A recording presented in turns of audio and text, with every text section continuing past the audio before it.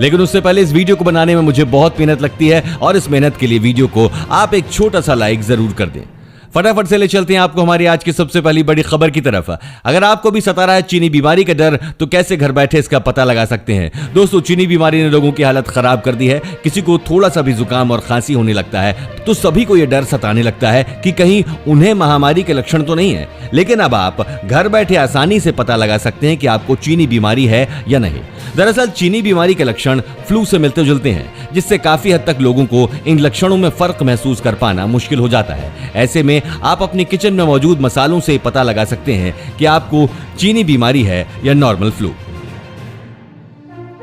दरअसल साइंटिस्ट द्वारा एक तरह का सर्वे तैयार किया गया है, जिससे आप किचन में मौजूद मसालों को चख कर यह पता लगा सकते हैं कि आपको चीनी बीमारी तो नहीं है। जानकारी के मुताबिक इसके लिए आपको अपनी किचन में मौजूद हल्दी, दालचीनी, सौंफ, इलायची, सरसों, जीरा, लौंग, काली मिर्च और मुलैठी जैसे मसालों को सूंघकर या चख कर देखना होगा, जिनके आधार पर आप अपना रिजल्ट पता लगा पाएंगे। बता दें कि भारत समेत 38 देशों के 500 साइंटिस्ट ने एक सर्वे किया है। इस स्टडी पर सबसे पहले दक्षिण कोरिया ने काम करना शुरू किया था, जिससे पता लगा था कि चीनी बीमारी के 30% केस में लोगों के सूंघने और स्वाद लेने की क्षमता काफी कम हो गई थी। अगले 60 दिन में 1 लाख लोगों को रोजगार दे रही है ये कंपनी। महामारी के समय में भारतीय कपड़ा उद्योग और बैग बनाने वाली समेत कई कंपनियों ने अपने बिजनेस मॉडल में तात्कालिक सुधार किया है, जिसका फायदा कंपनी के साथ साथ देश को भी मिला है। अभी मास्क और पीपी किट की डिमांड सबसे ज्यादा है। ऐसे में ट्रैवल बैग, यात्रा और फैशन से जुड़े सामान बनाने वाली कंपनी वाइल्डक्राफ्ट अगले 60 दिन में करीब 1 लाख लोगों को काम पर रख सकती है। महामारी संकट को देखते हुए कंपनी का प्लान निजी सुरक्षा से जुड़े सामानों का निर्माण और वितरण तेज करने की है। बेंगलुरु की इस कंपनी ने 11 शहरों में 63 कारखानों के साथ मिलकर काम करना शुरू किया है। इससे कंपनी अब तक करीब 30,000 लोगों को परमानेंट या टेम्परेरी रोजगार दे चुकी है। इन कारखानों में कंपनी दोबारा उपयोग में आने वाली निजी सुरक्षा किटों और मास्क, सुपर मास्क का निर्माण करा रही है। दोस्तों, इस चैनल पर हम आपको देश और दुनिया भर की सबसे बड़ी खबरें सबसे पहले बताते हैं, और अगर आपको भी दुनिया भर की खबरें सबसे पहले चाहिए तो चैनल को बिना भूले नीचे दिए गए लाल बटन को दबाकर सब्सक्राइब जरूर कर दें और बेल आइकन प्रेस कर दें। इस राज्य की सीमाओं पर आया फैसला, सील कर दिए गए हैं सारे बॉर्डर। दोस्तों, महामारी के बढ़ते संक्रमण को देखते हुए दिल्ली के मुख्यमंत्री अरविंद केजरीवाल ने सोमवार को बड़ी घोषणा की है। दिल्ली सीएम ने दिल्ली के बॉर्डर को अब अगले 1 हफ्ते के लिए सील करने का फैसला लिया है। सीएम अरविंद केजरीवाल ने कहा है कि चीनी बीमारी के बढ़ते मामलों को देखते हुए यह फैसला लिया गया है। आपको बता दें कि अरविंद केजरीवाल का यह फैसला उस समय आया जब नोएडा, गाजियाबाद जैसे शहरों ने पहले ही दिल्ली से लगी सीमाओं को लॉक कर रखा है।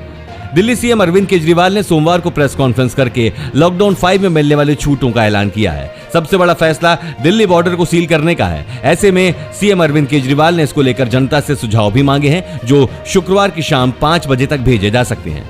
इस वीडियो को देखते रहिए दोस्तों, क्योंकि आगे आने वाला है पाकिस्तान के जासूस ने भारत को बताए अहम राज, कहा रेलवे भी था कभी निशाने पर।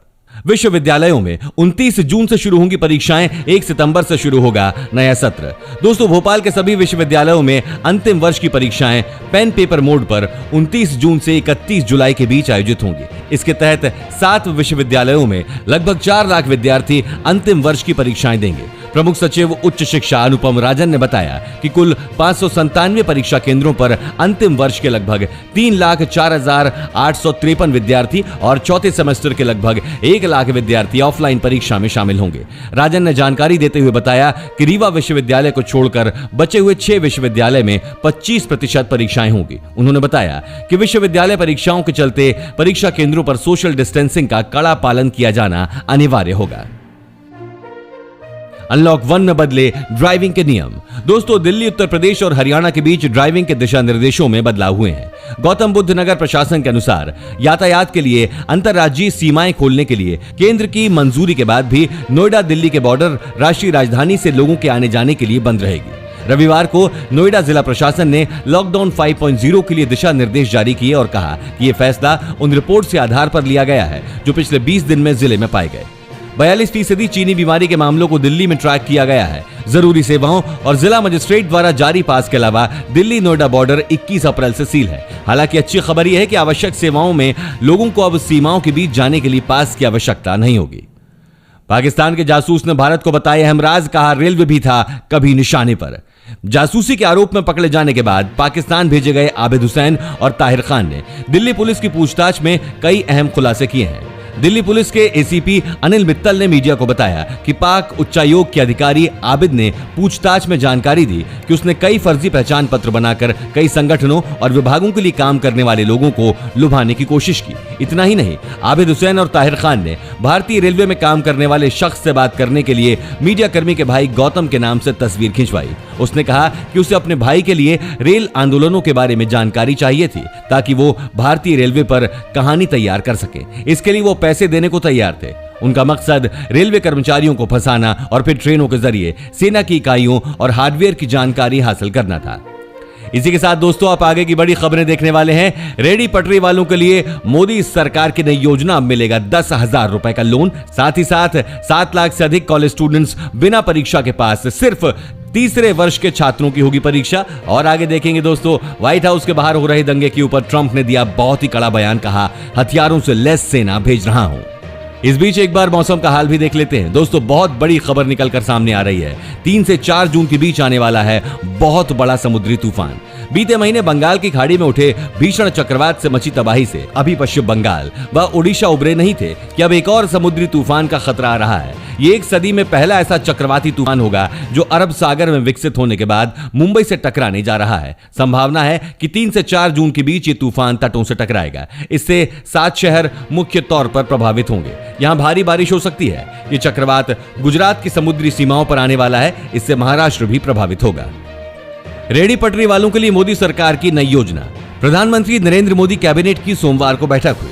इस बैठक में कई अहम फैसले लिए गए। इसमें कृषि, मजदूरी से लेकर छोटे कारोबार के लिए कई बड़े फैसले हुए। कैबिनेट बैठक में लिए गए निर्णयों के बारे में बताते हुए केंद्रीय मंत्री प्रकाश जावड़ेकर ने कहा कि रेहड़ी पटरी वालों की योजना को एक नया नाम दिया गया है। अब ये योजना पीएम स्वनिधि योजना के नाम से जानी जाएगी, जो मुख्य रूप से रेहड़ी पटरी वालों के लिए ही होगी। एमएसएमई के लिए 20,000 करोड़ रुपए लोन देने का प्रावधान है। सलून, पान की दुकान और मोची को भी इस योजना से लाभ होगा। सरकार व्यवसाय को आसान बनाने की दिशा में काम कर रही है। एमएसएमई को लोन देने के लिए 3 लाख करोड़ की योजना है। रेहड़ी पटरी वालों के लिए लोन की योजना लाई गई है। वहीं दोस्तों, अब अनलॉक फेज 1 में उत्तर प्रदेश को आज से पूरी तरह से खोल दिया गया है। आप भी जाने की क्या है शर्तें और क्या चीजें आपको खुली हुई दिखाई देंगी। दोस्तों, यूपी की योगी आदित्यनाथ सरकार ने छूट का ऐलान कर दिया है, लेकिन नोएडा और गाजियाबाद बॉर्डर को लेकर राज्य सरकार ने फैसला जिला प्रशासन पर छोड़ दिया है।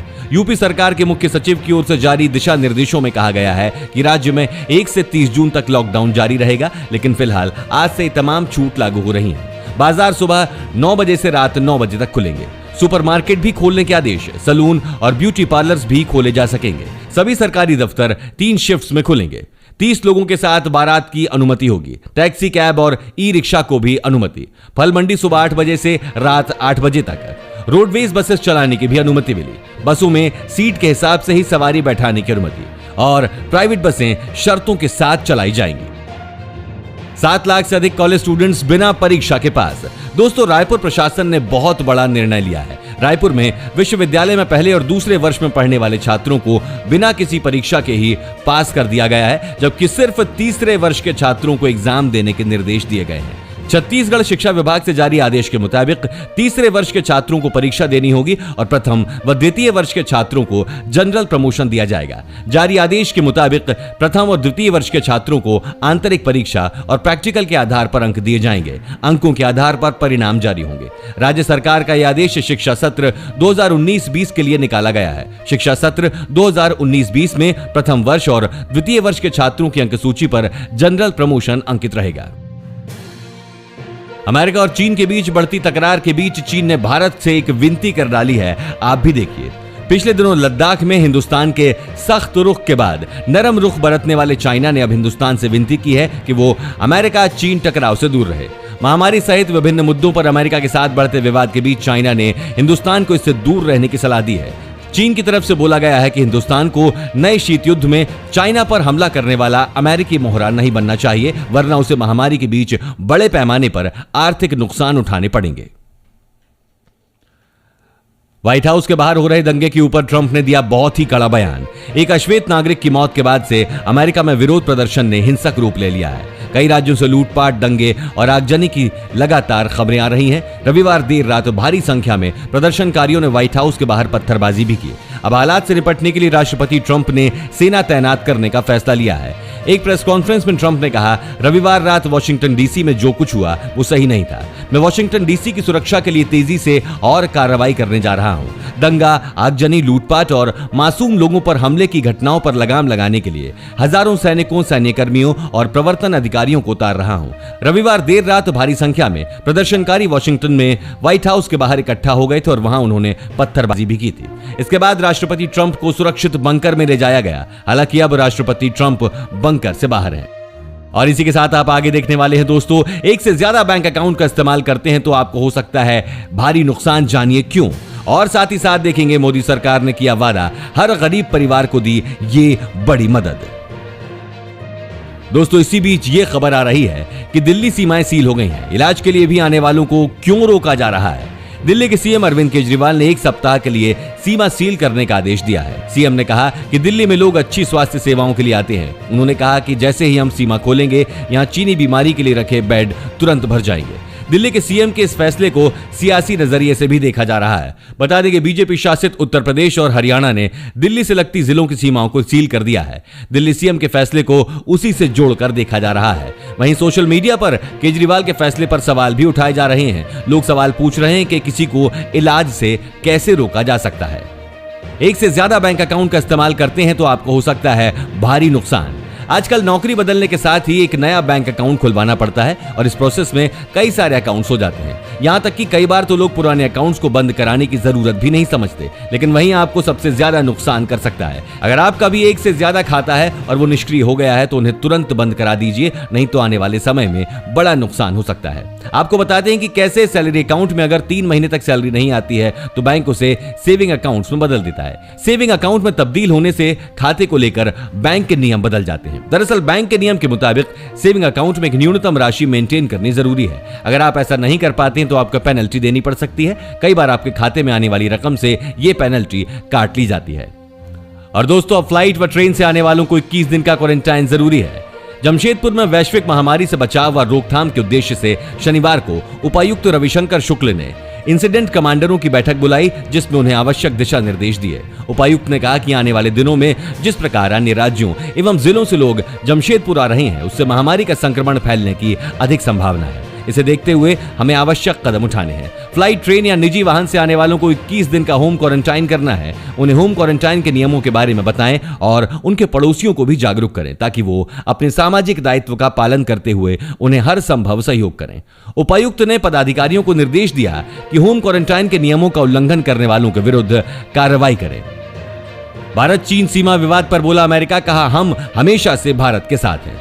अमेरिकी विदेश मंत्री माइक पोम्पियो ने कहा है कि चीनी सैन्य क्षमताओं का खतरा देखते हुए अमेरिका निश्चित ही भारत समेत दुनिया भर के कई साझेदार देशों के साथ हाथ मिला सकता है। उन्होंने कहा, चीनी सेना ने जो तरक्की की है वो सच है। राष्ट्रपति शी जिनपिंग अपनी सैन्य क्षमताएं बढ़ा रहे हैं। हमारा रक्षा मंत्रालय इस खतरे को समझने के लिए हर संभव प्रयास कर रहा है।